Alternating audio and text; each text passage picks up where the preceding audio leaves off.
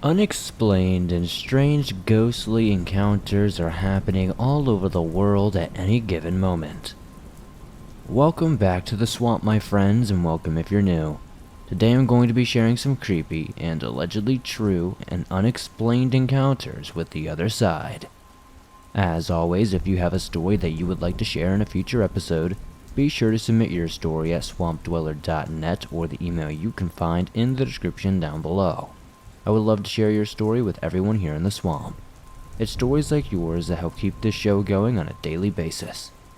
Be sure to subscribe if you're new and hit that like button. Now, let's get into these creepy and downright unexplainable horror stories that'll freak you out tonight.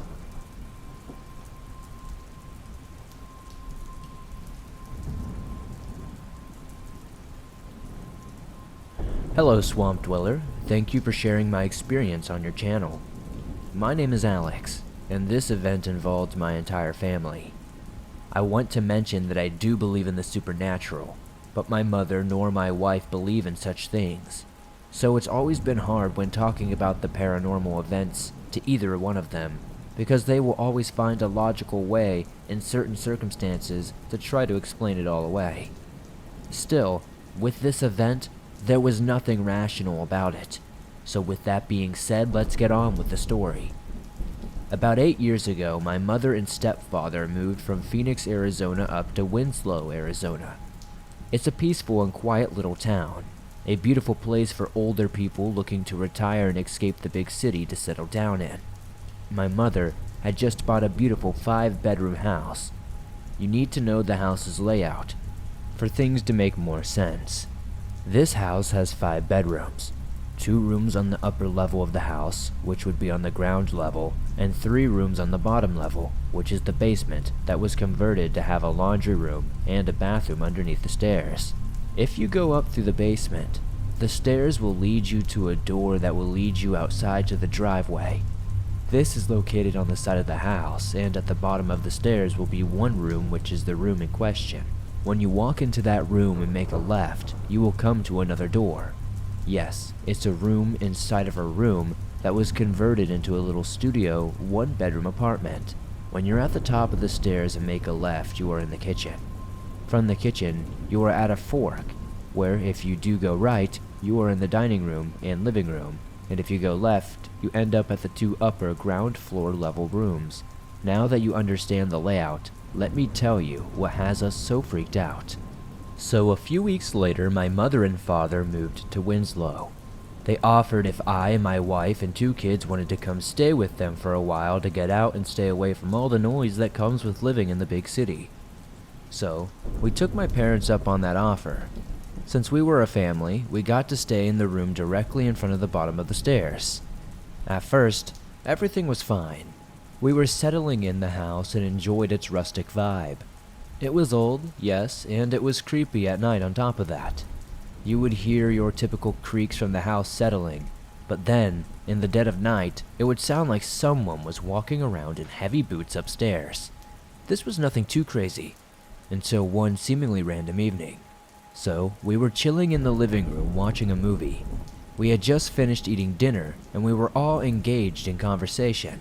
At this time, my eldest son, before this night, had moved from the bottom level to the room next to my parents for his privacy. So, he went to his room to play with his toys while the grown-ups were talking. My youngest followed my oldest to his room. Since they are both boys and only 2 years apart, they get along pretty good. Some time had gone by, and we talked amongst ourselves when my youngest decided he wanted to go downstairs to our room at the bottom of the stairs to grab some toys. He wanted more toys for him and his brother to play with. That's when we heard the loudest blood-curdling scream we have ever heard in our lives. I immediately thought he had fallen down the stairs. We all ran to the kitchen as fast as we could, where we found him standing at the top of the stairs, pointing down towards our room. When we ran to the kitchen to see what was wrong, my youngest was completely white. I mean, he could have passed for a ghost himself. He was frozen in shock, and mind you, he was only 4 years old at the time. This was indeed odd, so I picked him up and took him back to the living room. I sat him on the couch and asked him what was wrong, and this is what he told us. He said he went to grab some toys from our room to play with his brother after leaving his brother's room. When he returned to the top of the stairs, he looked at our room, and the door was slightly cracked open. It was open just enough where he noticed a tall, dark shadow figure with a top hat and a cane walking around in our room. It turned and looked at him, put its finger to its mouth, and made the shh motion. So naturally I thought we had an intruder in the house or something along those lines. So I pulled out my firearm from my concealment holster and went downstairs. After sweeping the entire house, I found nothing, and I mean absolutely nothing. Whatever he had seen was gone now. At least I hope so. At first, my wife and mother tried to say he overheard one of us talking about something that matched what he claimed to have seen. That didn't make any sense to me though. When we asked each other, none of us had ever talked about whatever he described. After a few more weeks with nothing happening, my mother and father went camping for their anniversary. This was about 6 months after the event that my son experienced. This time it was just me, my wife, and 2 kids. My oldest son came down the stairs with us since no one would be up there with him. We put our kids to bed at 9 p.m. and decided to chill, relax, and watch movies for a little bit before bed. So as we decided to call it a night, it was around 11:30 p.m. or midnight. We suddenly heard something running coming from the upper level of the house. This immediately sent chills down both mine and my wife's spines. The hair from behind our neck and arms were standing straight up. There was no one else at home with us at the time. Everyone who was home was in the room with us right now. As I stated earlier, you can hear every footstep from above. So being the stupid cliche movie characters we are, we decided to investigate the source of this noise. We slowly crept up the stairs and the footsteps and running got more intense as we got closer. Then as we got to the top of the stairs, right before we entered the kitchen, you can hear 2 little girls laughing. The moment we heard that, we ran down the stairs, entered our room, and locked the door. We did not leave that room until morning. There were minor events that also happened, such as feeling of being watched or touched when moving outside of that room. They moved back to Phoenix after 2 years in Winslow, and my step-sibling now had to move in with my parents. This is where things even got creepier. As we recently had a get-together for Easter and a bonfire, later that night, we decided to drink some adult beverages when out of the blue, my nephew made a comment that turned my wife and me as white as a ghost. My nephew didn't want to sleep alone and wanted his mom or dad to sleep with him. When we asked what was going on, my sister replied, "Oh, he's just scared." I replied asking if he was afraid of the dark, and she said, Kind of. He's been seeing stuff lately, and the other day, he said he saw a tall, dark man with a very tall hat and a walking stick go in our room, turned to him, and whispered. We both looked at my mother and told them about what me and my wife had experienced. My mother still doesn't believe it, but the stories from my sister about what they heard and saw pretty much match what we experienced ourselves. I tell my mom that her house is haunted all the time, and she claims that she has never seen anything. But I will never forget that time I stayed there with my sister, and they also had rented out the other 2 rooms in the basement. Nobody ever lasted there and stayed there very long because they consistently felt like they were being watched. Thank you again, Swamp Dweller, for listening to my story and sharing it.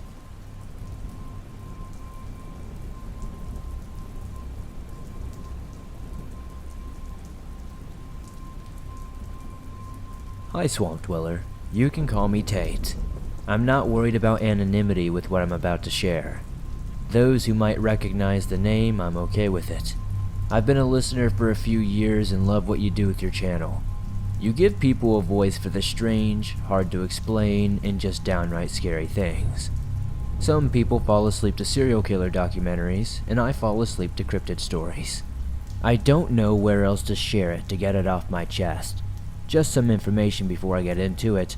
I'm a 30-year-old female practicing mostly solitary witchcraft who also tries to put mundane explanations over assuming everything is supernatural.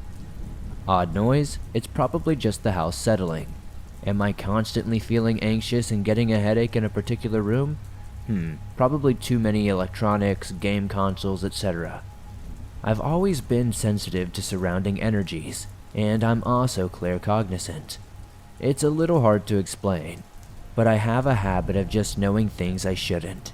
Sometimes it's subtle, and other times it's like I'm a lightning rod for information, and it's very overwhelming. But that also means when I encounter a spirit, I don't see them with my eyes, even if I'm aware of them. I have an idea of where they are by almost feeling vibrations in the air, and if I focus, I can get quick flashes of what I'm looking at in my head, if I'm lucky. It's never a clear image, but more like a collection of close-up shots with a camera. I'm sorry for the slight ramble. It's to point out how odd this experience would end up being in the long run for me during and after whenever I try to wrap my head around what I had experienced.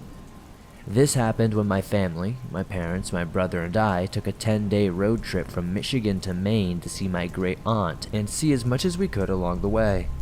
I was still in elementary school, 4th or 5th grade at the time, so I'm sorry for the details. They might be a bit fuzzy. This all happened a good while ago and many details are hazy like I said. The trip was uneventful, primarily seeing mountains and swimming in the ocean for the first time. On our way home, we stopped at Gettysburg. That's where all the weird stuff began. I was a reticent child who was picked on a lot, so with most things around that time, I never told my parents what I experienced that day. The place felt crowded as soon as we got to Gettysburg, driving around in our minivan to see all of the different sights. Even while we were in our minivan, like most kids, I didn't care about the history of the area. I was just happy to be able to get out of the car for a while and stretch my legs before the last bit of the trip home the next day. I saw the first ghost before we even got out of our car. I watched a forest line as we drove slowly down the long road, mostly mindlessly staring, and I saw a man behind a tree.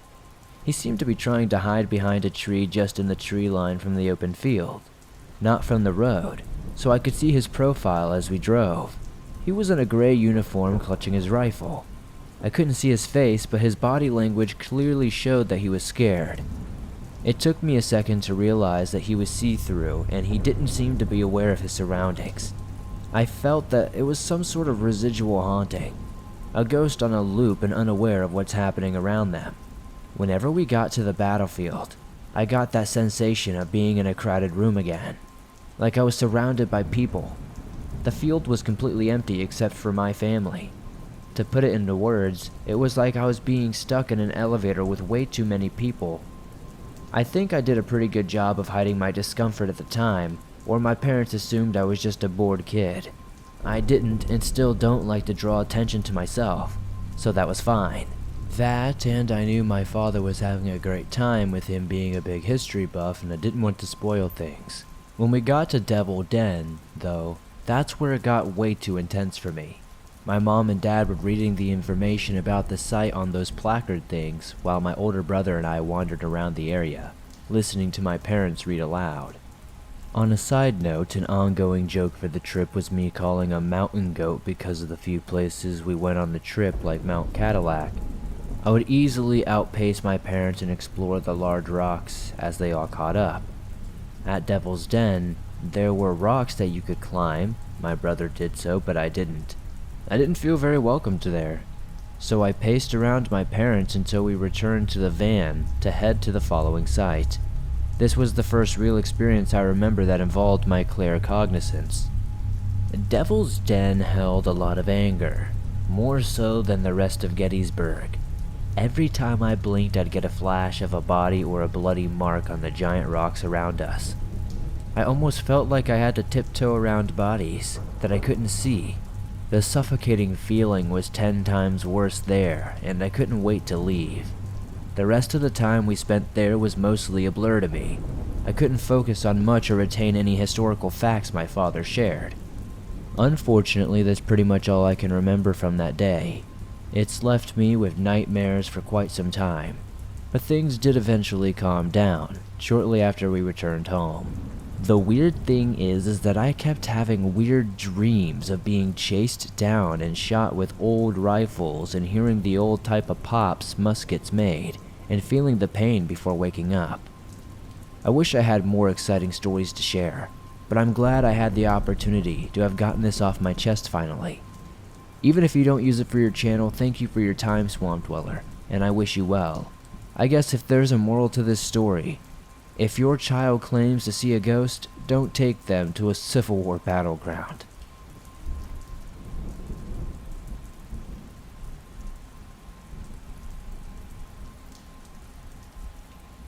I used to live in a city, but only about 2 miles away from my house was a vast, wooded area with a river that ran through it. My cousin and I would spend lots of time in those woods. There was a lot of junk there, a few cars, lots of buckets, and some sheets of metal. We would build clubhouses and do all kinds of stuff using some of the metal and wood sheets that we found there. It was a pretty good closed-off clubhouse, good enough to stop rain and the weather. It was also about a quarter mile into the woods. I remember this day very vividly. I went to his house close by and we hung out for quite some time. He said, "Hey, let's go to the clubhouse." I was playing on his game and said okay, and he said, "I'm going out to the store on the way and I'll meet you there." I said, "Cool, let me just finish this game." He had about a 15-minute head start before I headed there. When I got there, I noticed it was eerily quiet. I couldn't hear a bird or a car, not a single thing. When I got to the clubhouse, I noticed something knocked over our mailbox. It was a bucket nailed into a 2x4. I went to pick up the piece of wood when I heard almost some sort of scratching noise on the wall. I tried to listen closely. It went so eerily quiet, like when you hear something ringing in your head. I said, "Camilo, you suck at hiding." Then I hear almost clown-like laughter come from inside. I call him a weirdo and walk over to the car about 50 feet away to retrieve a stone to use to hit the nails into things again. That's when I see my cousin walking with a bag from the store and drinking a soda. "Hey, sorry, my bad," he said. "I ran into someone from school." I ran towards him and told him someone was in the clubhouse.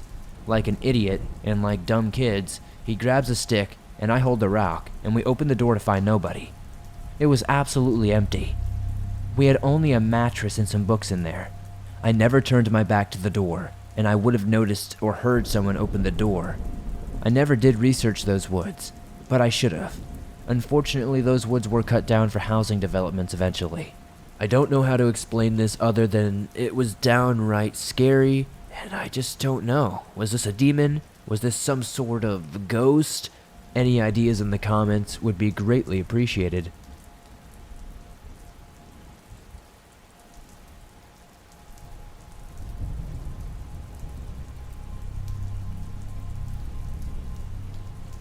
I'll keep this experience short in writing and try to explain it the best that I can. I was hanging out in my room alone watching TV. Something in my peripheral vision caught my attention. I noticed a head figure slowly coming out of a mirror that I had in the hallway. I felt time slow down. Everything felt almost in slow motion. I forget about the TV and everything else. I feel an adrenaline rush, sweating, nervous, my heart beating fast, hair standing up on the arms and neck. I feel frozen. The room feels cold and the time has slowed.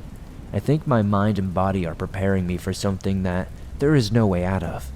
I now feel like a trapped animal in a cage. All my senses are intensified and focused, but I genuinely feel afraid. But I must face this moment or pass out, whichever comes first. I feel a pressure of something evil is among me. And now it has fully manifested itself and is standing right there in my hallway. I can see it in the corner of my eye. From the moment I spotted her head coming down from the mirror, I watched her fully come out of the mirror from shoulders to legs to her whole body, beginning to end, and it's all happening in my peripheral vision. It's almost like a scene from a movie. I'm frozen in fear. I'm looking straight, but I can see on my side view that it's a lady in a white dress coming out of a mirror. Somehow, through the fear, I slowly start turning my head to see this human figure in my hallway. I can't help it. I see a lady dressed in white standing in my hallway, and I feel this energy or atmosphere. The air begins to feel evil, dark, and alone, and I feel cornered in my own room. There's nothing I can do. My arms and body are slightly shaking. My eyes focus on her legs and I start moving as I make eye contact with this lady. She is already staring at me. She is now completely out of the mirror, and we lock eyes. She tilts her head a little bit. I let out a scream of terror and scream, "F this," and run away, while also jumping backwards.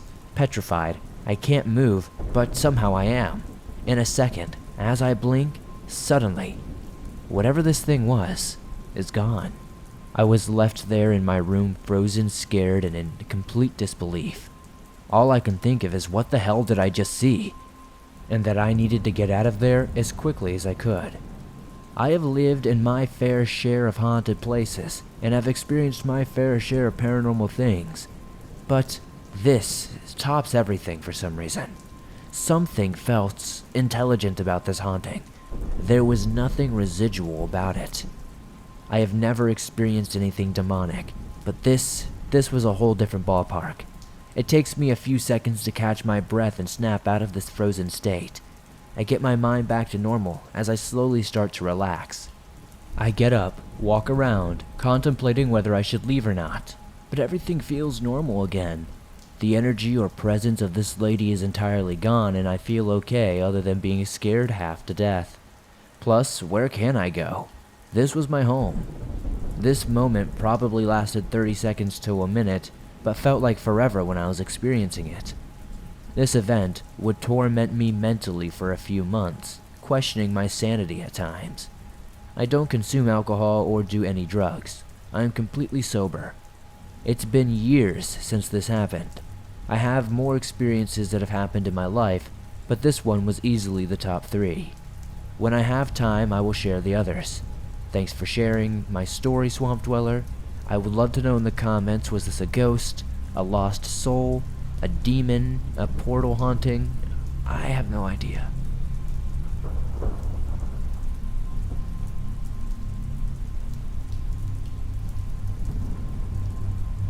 So I work overnight as an AIN or a CNA in America, through an agency, meaning I work all over the area in different facilities and places.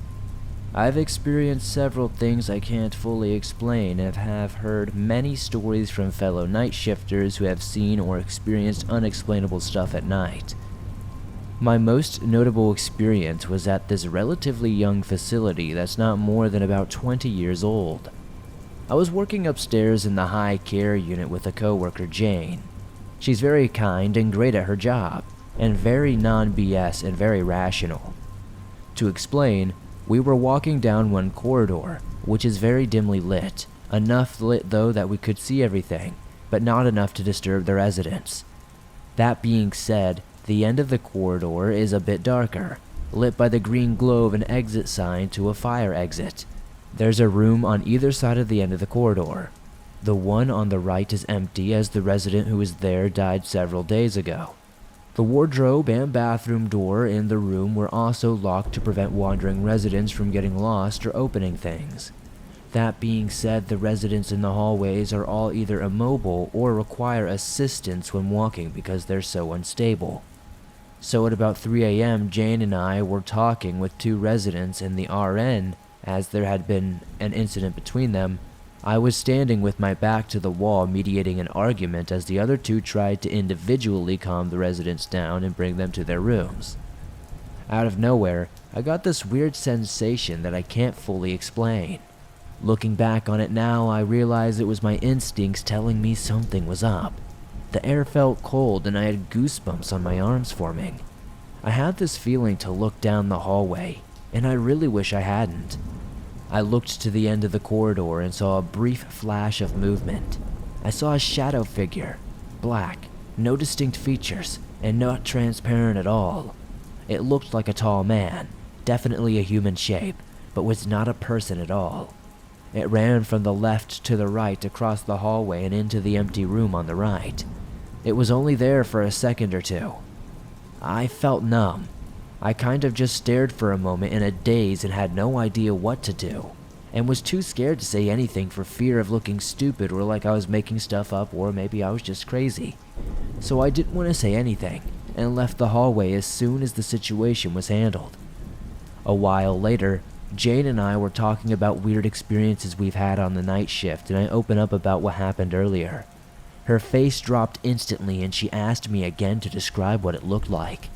She then nodded and explained that I'm not the first to see him. Apparently the guy who died in that room beforehand was of a similar height and build to the figure, and was very quiet and a reserved man. The staff didn't know heaps about him since he wouldn't talk very much, but he was very protective of another resident. They think he was in love with her. She was a very small, frail lady, and when this incident occurred, she was immobile and nearing her end herself, barely able to lift her hand. Jane said that she was one of the staff who had also seen him, saying that one day this lady's buzzer went off right as she was about to enter her room. It went off on its own. The only way to turn it off was by a button on the wall where she definitely couldn't reach herself.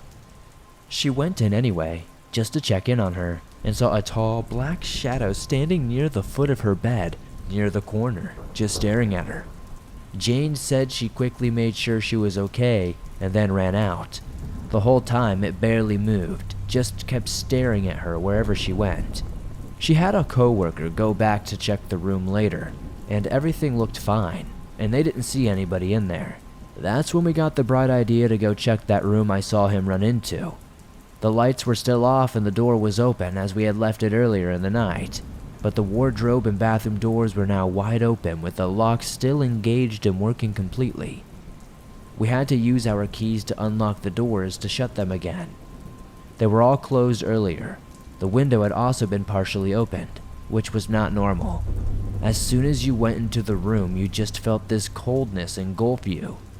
It was a weird energy, a depressing, dark, dampening energy. We both also felt this overwhelming sense of dread and darkness. It felt dangerous, so we left the room as quickly as possible. We think it's the man who once lived in that room who stayed behind to watch over the other resident, but something about it just seems dark and off. Not a good sort of thing. I've been in that room several times since then and not much else has happened, but that room to this day just feels cold and dark.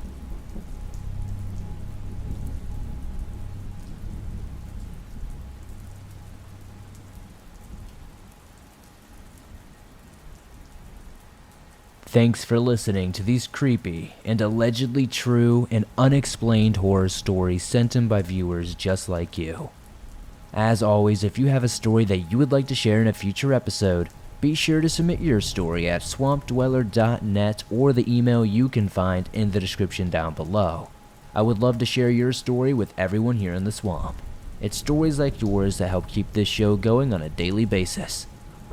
I've experienced my fair share of paranormal happenings, and I can tell you that these stories are super relatable to me, so I'd love to see your paranormal stories. If you enjoyed these stories tonight, be sure to hit that like button as it helped me out a ton. The more likes this gets, the more YouTube promotes it, and that's great for the channel to grow. If you're listening to this on Spotify or Apple Podcast, maybe give us a 5-star rating over there, as it really does help me grow on those platforms. If you're new to the swamp, why not join us? Be sure to subscribe and turn on notifications not to miss any new episodes, as I upload them nearly every single day on all things natural and supernatural. If you're on the go but don't have YouTube Premium but would like to download and listen to your favorite Swamp Dweller scary stories no matter where you are, you can download them absolutely free from Spotify, Apple Podcast, Stitcher Radio, iHeartRadio, and just about anywhere else you find your favorite podcast online. I'd love to know in the comments down below what story tonight was your favorite. It really helps me pick out better stories in the future. Be sure to join me over on Twitch. I stream over there multiple times a week. I stream horror games, horror movies, and everything in between. You can find a link in the top of the description to come join me over there. Be sure to join me on Instagram, Twitter, and Facebook, and I'll see you all soon with another creepy episode.